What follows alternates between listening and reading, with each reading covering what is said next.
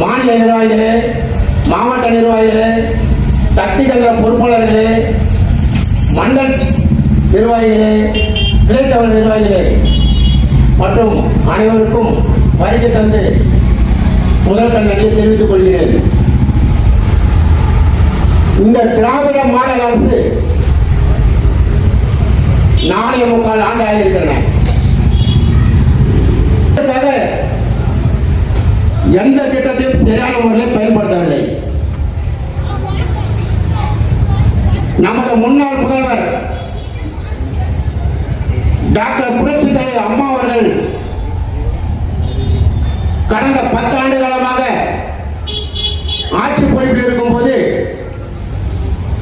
திருவள்ளூருக்கு பல திட்டங்களை கொண்டு வந்துள்ளார். நூலகம், மாட்டு மந்த மேம்பாலம், கலை கல்லூரி மற்றும் திருவள்ளூர் குப்பத்தில் 220 கோடிக்கு சூழல் ஆல்பார் கொண்டு வந்துள்ளார்கள். ஆனால் நான் கேட்கிறேன், 4.25 ஆண்டு ஆயிருக்கிறது. இந்த தொகுதியின் சட்டமன்ற உறுப்பினர் கே.பி. சங்கர் அவர்களே,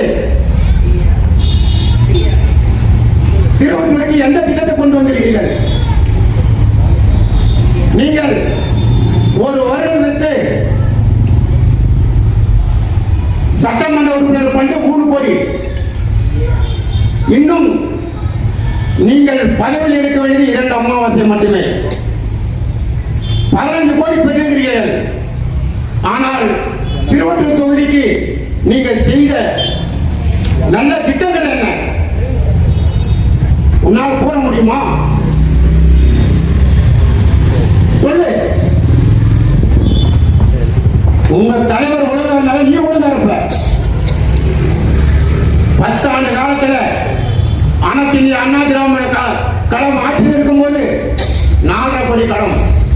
ஆனா நீங்கள் வந்துட்டா கூட 10 கோடி கடன். நீ மக்களுக்கு என்ன செஞ்சிருக்கிற சொல்லுங்க பார்க்கலாம். உங்க எம்எல்ஏ எங்கன்னா காண்டிருக்காருன்னா நைட்ல 10 மணி குடிச்சு போய் அவனை அடிக்கிறான். நீ ஒழுங்கா இருந்தாலே அவன் ஒழுங்கா இருக்க முடியும். அவனோட தம்பி சொத்தலிங்கம்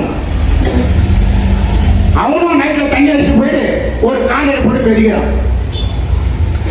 ஆனா நீங்க நடவடிக்கை எடுத்துக்கிறீங்க, உடனே பதவி படுத்துறீங்க, மீண்டும் பதவி கொடுக்குறீங்க, அவனுக்கு பதவி எடுத்துறீங்க.